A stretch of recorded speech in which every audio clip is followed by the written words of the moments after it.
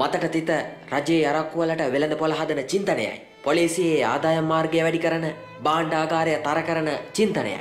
මීගම පදිංචි ඉන්ද්‍රාණි මල්ලිකා දරුවන් දෙදෙනෙකුට මව මෙන්ම පියාද වෙනවා. ඇය කලකට පෙර කසිප්පු අලයි කළා. පොලිසියට සුරාබද්දන්ට නඩු දෙන්න වූ විට, පගාව දෙන්න අතපසු වූ විට, හිරේ ළඟින්ට සිදු වූ විට ඇය කසිප්පු විකිණීමේ වෘත්තියෙන් ඉවත්වන්නට තීරණය කළා. එහෙත් ඇය කියා සිටින්නේ වැලිපැන්න පොලිසිය එයට ඉඩ දෙන්නේ නැති බවයි. ඇය මානව හිමිකම් කොමිසමට මේ පිළිබඳව පැමිණිලි කළා. මානව හිමිකම් කොමිසම 2010 ඔක්තෝබර් 20 වන දින පොලිස්පති, කළුතර නියෝජ්‍ය පොලිස්පති, කළුතර ජ්‍යෙෂ්ඨ පොලිස් අධිකාරී හා සහකාර පොලිස් අධිකාරී අමතමින් විමර්ශන වාර්තාවට අනුව පුද්ගලයින් අත්අඩංගුවට ගැනීම හා නීතිය ක්‍රියාත්මක කිරීමේදී මෙවැනි තත්ත්වයන් වැළැක්වීමට කටයුතු කරන ලෙසට ඉල්ලා සිටිනවා. එහෙත් එම නිර්දේශයෙන් පසුවද වැලිපැන්න පොලිසිය මහා පාරේදී ඉන්ද්‍රාණි මල්ලිකාට සැලකුවේ මෙලෙසයි. වැලිපැන්න පොලිසිය මේට 2009 පස්සේ අප්‍රේල් මාසේ ඇවිත් බැරල් එකක් ඉන්දස්ට්‍රියේ තිබිලා අරගෙන ඇවිත් නුග්ගහන්දේ විතරට ඇවිල්ලා මට බාර ගන්නයි කිව්වා.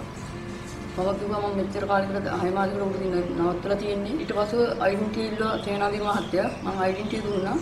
ඩෙන්ටිටි ඕන පොලිසියට වරෙන් කියලා ගියා. පන්සලට යන්න ගියේ මේ කටුපින්කමේ සල්ලි ඔය දෙන්නේ.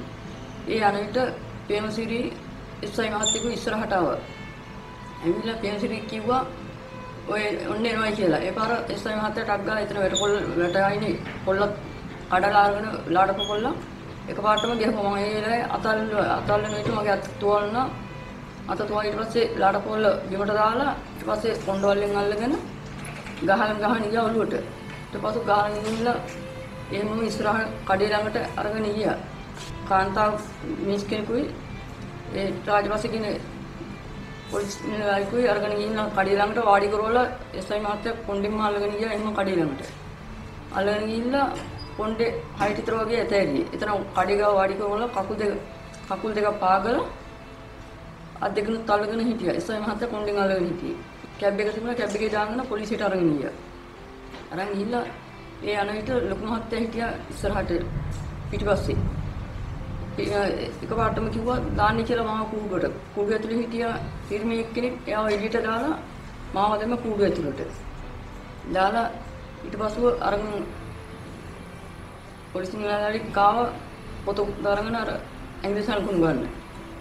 ඒකට තියන්නේ කොහොමද? මම කිව්වා ඒක තියන්නේ නැහැ කියලා මම. ඊට පස්සෙ පොත අරන් ආව අස්සම් කරන්න. මම ඒ අස්සම් කරන්නේ ඊට පස්සෙ දැම්ම ලොකු මහත්තයා ළඟට. ලොකු මහත්තයා කිව්වා මේකට අස්සම් කරපන්. නැත්තම් බට අසන් නොකරට නඩුවක් දානවා කියලා ලොකු මහත්තයා එහෙම කියා සිටියා.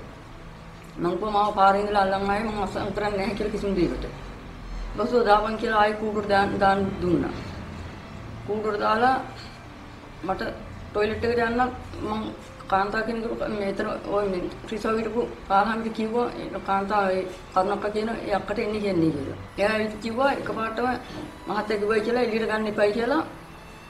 සාමේ ඒ පිරිමියන් টয়ලට් එකක් තියෙනවා ඒ කූඩුව ඇතුලේ ඒකට යන්නේ කියලා. මම කිව්වා ඒකට යන්න බැහැ කියලා. ඒකට ගියාම සේරම පේනවා මේ ඒකට යන්න බැහැ කියලා.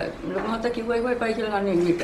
ඒ ගිය වෙලාව ඉඳලාම වතුරක්වත් කිසිම දෙයක් නැහැ. එදා ගින් අල්ලපු ගිය දවසේ ඉඳලාම. පස්සේ 12 විතර උසාවිය අරන් ගියා. උසාවිය අරන් ගිහිල්ලා එහෙම බන්ධනාගාරට එහෙම රිමාන්ඩ් කරා.